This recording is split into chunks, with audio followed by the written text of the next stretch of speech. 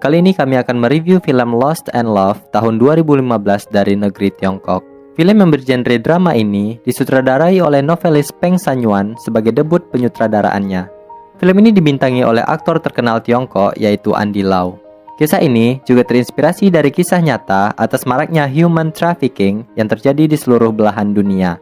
Berkisah tentang seorang ayah bernama Lee Ze-kwon yang mencari anaknya selama 15 tahun semenjak anaknya diculik pada tahun 1999. Upaya demi upaya telah dilakukan. Bukan hanya Lee Ze-kwon saja yang merasa kehilangan sosok yang dicintainya. Film diawali dengan diperlihatkan gambar bayi berumur 18 bulan, yang mana ia telah diculik oleh seseorang. Kemudian tampak seorang ibu-ibu yang memberikan selembaran kertas, yang mana ibu tersebut adalah ibu dari bayi yang diculik tadi.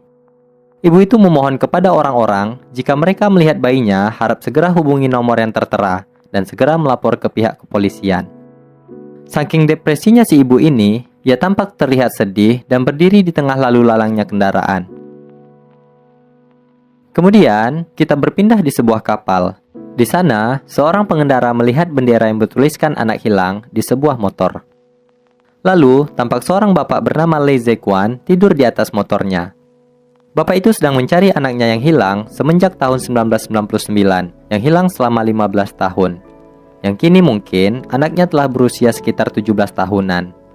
Orang-orang di sana bersimpati kepadanya karena telah berusaha mencari anaknya ke sana kemari. Bahkan, orang di sana sempat berkelahi karena seorang bapak mengatakan tidak usah mencari anaknya karena hal itu mungkin akan mustahil, sebab anaknya sudah besar dan tidak lagi mengingat orang tuanya. Sembari kedua bapak itu berkelahi, Lee Ze-kwon tetap tidak menghiraukan mereka dan memberikan selembaran kertas atas penculikan anaknya itu kepada orang-orang yang ada di sekitarnya. Setelah itu, Lee Ze-kwon melanjutkan perjalanannya berkeliling Cina untuk mencari keberadaan anaknya. Gak kebayangkan luas Cina sebesar mana? Lee Ze-kwon ini tetap berkendara menempuh kota demi kota dengan menggunakan Honda bebeknya.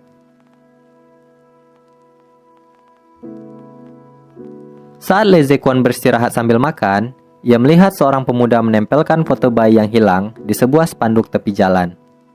Lee Ze-kwon melihat dan mencabut foto itu, lalu ia masukkan ke internet agar orang-orang bisa mengetahui keberadaan bayi tersebut, yang mana bayi itu adalah dari seorang ibu di awal scene tadi. Tampak orang-orang melihat kabar tersebut melalui ponselnya. Kemudian, Lee Ze-kwon juga mencetak foto bayi tadi dan menempelkannya di fasilitas umum. Bahkan, ia juga dikejar oleh pihak kepolisian karena di sana mereka melarang untuk menempelkan sebuah kertas di tempat umum. Namun, Lee Ze-kwon berhasil kabur dan kemudian ia mencetak spanduk yang isinya foto bayi yang hilang tadi. Kini, di motornya sudah ada 2 bendera anak yang hilang. Saat di jalan pun, ia tetap membagikan kertas info anak hilang itu ke orang-orang yang ia temui. Di scene selanjutnya, tampak seorang ibu-ibu menukarkan seorang bayi. Ternyata, mereka adalah sindikat jaringan human trafficking yang mana mereka menjual bayi itu kepada seorang laki-laki dengan bayaran atau upah. Si ibu penculik itu memberikan kepada laki-laki tersebut dan ia menolak untuk tidak mengambil bayi perempuan itu. Sebab, pria itu tidak menginginkan bayi perempuan karena di Cina sana, perempuan tidak bisa melakukan hal berat dan banyak seperti laki-laki pada umumnya. Karena tidak berhasil menjual bayi itu, si ibu langsung bergegas pergi dari sana. Saat di sebuah bus, Lee Ze-kwon berkendara tepat di samping bus yang di sana ada bayi yang hilang itu bersama si ibu penculik tersebut. Namun, Lee Ze-kwon tidak dapat melihatnya dan ia berpisah dengan bus itu.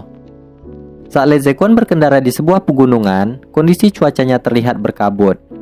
Lee Ze-kwon tampak kelelahan serta raut wajahnya menunjukkan bahwa ia sedang mengantuk. Namun apesnya di sini, ia tidak bisa menghindar lawan kendaraannya sehingga mereka pun bertabrakan dan membuat Lee Ze-kwon kecelakaan. Lalu ia pun pingsan. Lee Ze-kwon diantarkan oleh sebuah truk menuju tempat bengkel mekanik. Di sana tampak seorang pemuda bernama Zeng. Ini orangnya yang sedang memperbaiki motor Lee Ze-kwon yang rusak. Saat itu, Lee Ze-kwon yang pingsan kemudian terbangun setelah mendengarkan suara bising dari perbaikan motornya. Ia tersadar dan melihat spanduknya sobek dan kemudian segera menjahitnya. Di sana, Zeng melihat Lee Ze-kwon dengan penuh tanda tanya. Lalu, Ze-kwon bertanya di manakah ia berada. Zeng menjawab, ia berada di sebuah pegunungan Wuyi. Lee Ze-kwon kemudian menandai tempat yang telah ia kunjungi, lalu ia segera menanyakan upah perbaikan motor itu. Pemuda itu menjawab, apakah Le Zequan punya uang? Le Zequan berkata, suatu saat pasti akan kulunasi jika punya uang. Namun Zeng tidak meminta uangnya dan ia menggratiskan biaya perbaikan motor itu. Uniknya, Le Zequan tetap mencatat semua uang orang-orang yang ia hutangi di sebuah buku catatannya. Kemudian, Le Zequan meminjam komputer Zeng untuk mencari sebuah informasi mengenai keberadaan anaknya yang hilang serta anak si ibu tadi yang hilang juga. Setelah motor dan kondisi Le Zequan yang membaik, ia melanjutkan ke kota berikutnya untuk mencari informasi anaknya.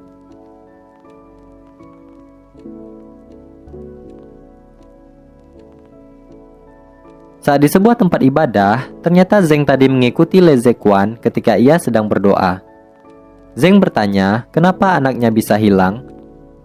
Le Zequan menjelaskan bahwa anaknya hilang ketika ia sedang berkebun bersama istrinya, dan ketika itu anaknya dirawat oleh sang nenek. Namun, setelah mereka pulang, anak Le Zequan hilang dan telah diculik semenjak ia berusaha mencari anaknya sampai detik ini. Setelah itu, Le Zequan memberikan daftar anak-anak yang hilang di Cina. Ia meminta Zeng memberikan kabar jika mendapatkan informasi tentang mereka, karena setiap kabar membawa harapan bagi keluarga. Ternyata, Zeng merupakan korban penculikan juga. Ia diculik ketika masih berumur 4 tahun. Saat itu, yang ia ingat adalah sebuah jembatan rantai dan rambut ibunya yang selalu dikuncir panjang. Zeng juga bercerita tentang ia saat diculik. Zeng selalu memikirkan hal tersebut agar tidak lupa. Setelah mendapat semua informasi tentang Zeng, kini Le Zequan sudah punya 3 bendera tentang korban penculikan. Yang pertama anaknya, yang kedua bayi dari ibu di awal scene tadi, dan yang ketiga Zeng yang mencari asal-usulnya. Lalu, Le Zequan melanjutkan perjalanannya ke kota lain. Saat di warnet, Le Zequan mendapatkan informasi tentang anaknya yang hilang dari seorang mahasiswi di kota Guangzhou. Mahasiswi itu melihat anak dengan ciri-ciri yang diberikan di internet dengan tanda luka pada kaki si anak. Dengan info itu, ia bergegas menuju kota Guangzhou. Ia melewati sebuah tol dan di sana petugas polisi memberhentikannya. Karena aturan di jalan tol, motor dilarang melintas. Saat tahu Le Zequan sedang tersasar dan melihat bahwa Le Zequan sedang mencari anaknya, polisi itu menuntun Le Zequan supaya menuju jalan pintas ke kota yang ia tuju. Dengan nada yang tegas, polisi itu menunjukkan menggunakan peta yang dipegang oleh Le Zequan.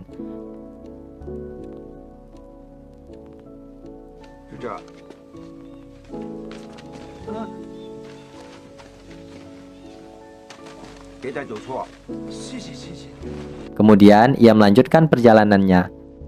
Singkat cerita, di sisi lain, ibu yang kehilangan bayinya tadi tampak masih menunggu kabar tentang anaknya di sebuah jalan. Bahkan, kondisi cuaca saat itu hujan dan ia tetap masih setia menunggu anaknya yang telah hilang. Sedih memang. Keesokannya, Le Zequan melihat peta untuk mencari jalan. Saat membuka, ia melihat uang senilai 200 yuan terjatuh dari dalam peta yang ia pegang. Kemudian, ia mencatat utangnya dari petugas polisi ke dalam buku. Lalu, ia menemui gadis yang memberikan informasi tentang keberadaan anaknya. Kemudian, mereka bergegas menuju rumah yang disinyalir anaknya tinggal saat ini. Saat itu juga, ternyata Zeng pemuda mekanik tadi mengikuti Le Zequan pergi. Setibanya di lokasi yang mereka tuju, ada seorang ibu melihat Le Zequan dari jauh. Le Zequan dan gadis itu menuju ke sebuah tempat penjaringan ikan menggunakan sampan. Saat sampai, Le Zequan bergegas turun dan menanyakan keberadaan anaknya kepada seorang bapak. Dan di sana ia melihat anak yang disinyalir adalah anaknya.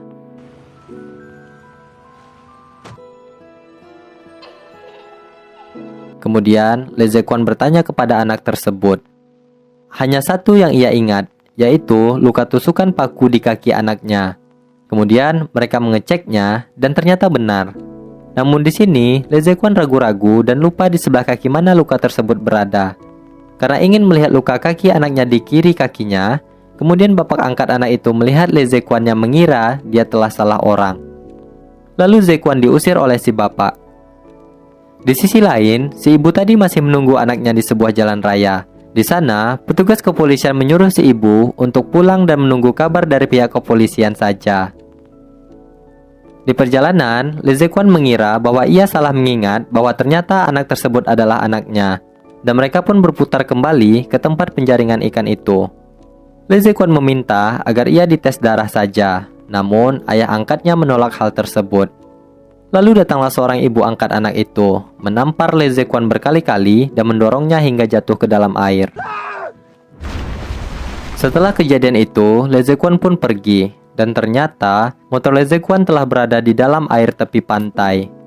Ia berusaha menyeret motornya ke daratan dan mengambil sisa spanduk tersebut. Kasihan banget. Di kejauhan, tampak Zeng melihat Lee Zekwon yang sedang berusaha menyeret motornya. Zeng menghampiri Lee Zekwon, dan Lee Zekwon meminta Zeng untuk memperbaiki motornya kembali. Zeng mengatakan bahwa motornya tidak dapat diperbaiki sebab mesinnya sudah kemasukan air.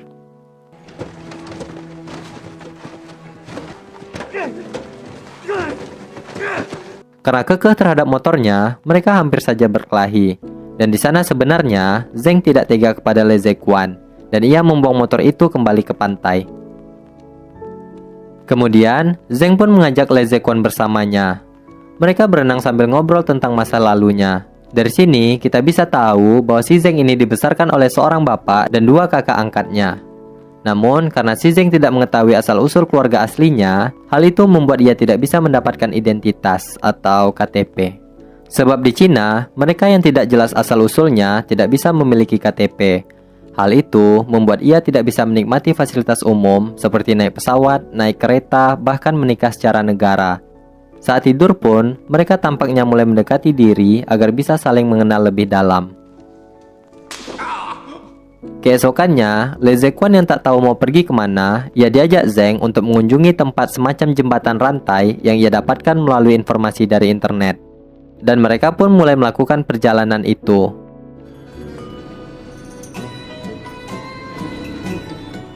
Kota demi kota telah mereka lalui, sampailah mereka di sebuah tempat makan. Namun, karena mereka tidak punya uang, sang pemilik menyuruh mereka mencuci piring saja sebagai imbalannya.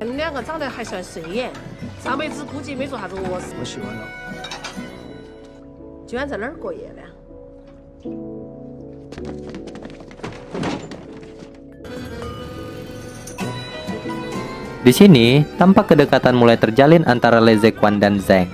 Mereka layaknya ayah dan anak sedang menikmati jalanan sambil menyusuri kota. Kemudian, tibalah mereka di tempat jembatan rantai yang ia temui di internet. Zeng mulai mengingat kembali masa lalunya, yang disinyalir jembatan itu adalah tempat dulunya saat ia kecil. Lalu, ia melihat seorang ibu-ibu dengan ciri-ciri yang sama, yaitu memiliki rambut panjang yang dikuncir. Zeng pun bertanya kepada sang ibu, apakah ia pernah kehilangan anaknya? Namun ibu itu tetap tidak menjawabnya dan lebih memilih untuk pergi. Dari awal, Zeng telah ragu bahwa tempat itu bukanlah kampungnya. Namun, Lee Zekwon meyakini Zeng agar ia selalu semangat dan tak pernah putus asa dalam mencari keluarga aslinya. Dan mereka pun melanjutkan perjalanan. Mereka pergi ke warung internet untuk mencari informasi tentang jembatan rantai yang ada di Cina. Kemudian, mereka pun mulai mencari uang dengan cara mencuci mobil orang. Di sana, tampak Zeng mengisengi Lee Zekwon dengan menyemprotkan air ke arahnya. Lalu, Lee Zekwon pun membalasnya. Sehingga mereka tampak kelihatan bahagia saat itu.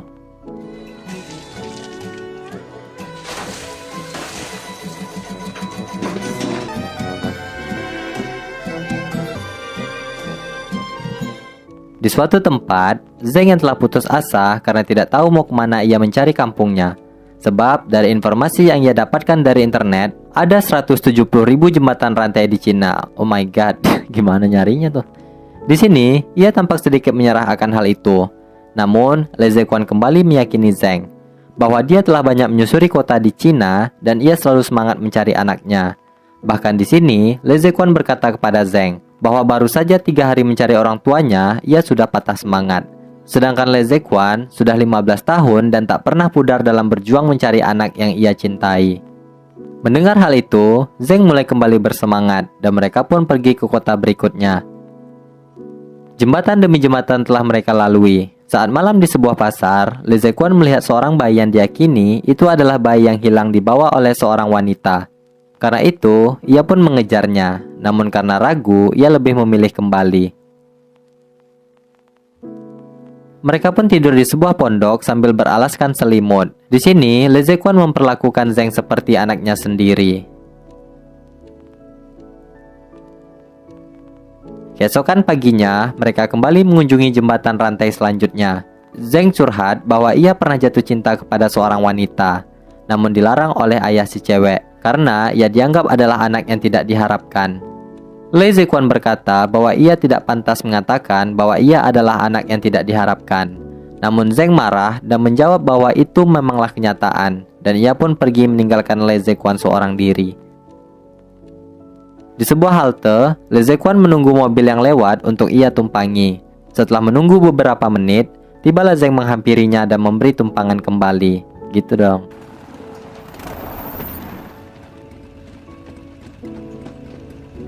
Zeng mengantarkan Le Zequan ke sebuah stasiun kereta. Ia memberi beberapa uang untuk Le Zequan. Namun, Le Zequan menolaknya dan berkata bahwa di sini bukanlah tujuannya. Dengan sedikit beberapa perdebatan, Le Zequan mengambil kembali spanduk yang ada di motor Zeng. Akhirnya, Zeng nyerah dan kembali mengajak Le Zequan untuk pergi. Di sisi lain, tampak seorang pemuda melihat bayi yang hilang itu bersama wanita penculik tadi. Ia langsung mendekati mereka dan memfoto bayi itu untuk meyakinkan apakah benar bayi itu adalah bayi yang diinformasikan di internet. Kemudian, ibu dari sang bayi itu mengingat masa-masa saat bersama dengan anaknya. Ia langsung pergi ke sebuah jembatan untuk berniat bunuh diri. Saat di bus, pemuda itu mengikuti si penculik tadi dan segera menelpon polisi. Alhasil, polisi berhasil menangkap sang penculik dan menyelamatkan sang bayi. Namun sayang seribu sayang, saat bayi itu telah ditemukan, ibu dari sang bayi itu mengakhiri hidupnya dengan cara melompat dari jembatan. Duh, kacau, padahal kan anak baru temuin tuh. Saat malam, Zeng memperhatikan Le Zequan yang saat itu memberikan sebuah brosur tentang info anak yang hilang kepada orang-orang yang ada di sekitar sana. Saat tidur, Zeng kembali mengingat masa lalunya saat ia berada di sebuah jembatan rantai dan melihat ibunya dengan rambut yang dikuncir panjang. Saat setengah sadar, Zeng memberikan informasi baru bahwa bukan ia saja yang telah diculik di kampungnya pada saat bersamaan. Zeng telah diculik dengan temannya pada waktu yang sama. Mereka dibesarkan di keluarga yang berbeda. Namun, karena teman Zeng telah mendapatkan kehidupan yang baik, ia tidak berniat mencari keluarga aslinya. Alhasil, Zeng kini sendirian yang kembali mencari sosok orang tuanya. Dengan informasi tersebut, Le Zequan diam-diam pergi ke warung internet dan memberi kabar serta memposting bahwa ia mencari kampung yang pernah kehilangan dua anak sekaligus pada saat bersamaan. Dengan kekuatan netizen Cina, berita itu tersebar dan dilihat oleh seorang wanita berambut merah. Kemudian ia menelpon sebuah kantor polisi di sebuah tempat dan menanyakan apakah di tempat itu pernah kehilangan dua anak sekaligus pada tahun 1992. Petugas itu menjawab tidak tahu sebab ia baru saja bertugas di sana dan penculikan itu terjadi pada tahun 1992. Lalu petugas itu menanyakan ke petugas lainnya mengenai penculikan tersebut. Beliau menjawab bahwa pernah terjadi di kampung sebelah bahwa ada penculikan dua anak sekaligus setahun sebelum petugas itu lahir. Petugas tadi kembali menelpon wanita berambut merah dan memberikan kabar tersebut. Zeng tahu bahwa Le Zequan telah memposting dirinya mengenai dua penculikan sekaligus itu. Kemudian mereka melanjutkan perjalanannya untuk bertemu wanita berambut merah tersebut. Wanita itu mengajak mereka ke tempatnya, lalu menunjukkan jembatan rantai di kampung di mana Zeng dilahirkan. Di sisi lain, tampak seorang bapak dan seorang ibu sedang menunggu kabar anaknya yang telah hilang 22 tahun yang lalu di kantor polisi. Setelah wanita berambut merah itu menelpon, ayahnya menjawab dan dengan disaksikan oleh polisi.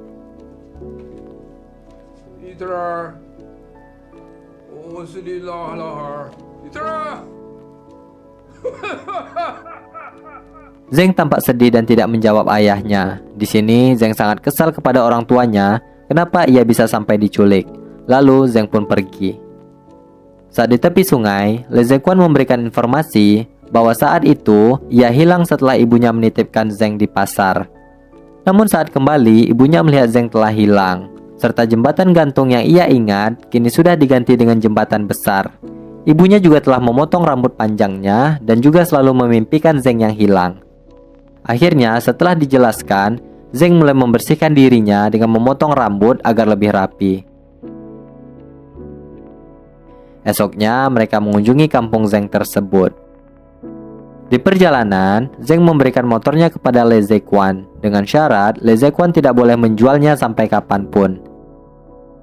Dan ketika Zeng telah mendapatkan KTP-nya, suatu hari nanti ia bakal mengunjungi Le Zequan menggunakan sebuah kereta. Lalu, sampailah Zeng di tempatnya, dan kita diperlihatkan spanduk bertuliskan "Selamat datang kembali Mao Suesong". Dan ternyata, nama Zeng bukan Zeng, melainkan Mao Suesong. Selama ini, ia salah menyebutkan namanya. Di sana, mereka disambut dengan banyaknya warga desa di jembatan itu. Lalu Zeng turun dan melihat orang tuanya dari kejauhan.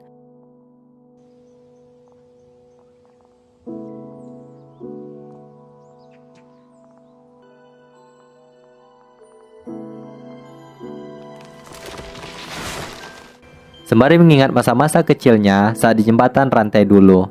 Zeng tampak terlihat senang bercampur haru. Mimin juga haru. Zeng berjalan mendekati orang tuanya dan melafalkan namanya.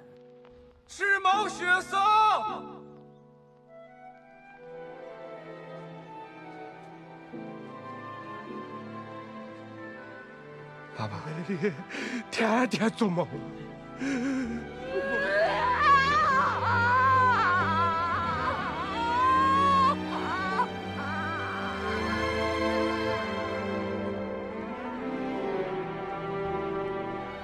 Aduh, scene ini mungkin saya juga merinding dan terharu. Bagaimana tidak?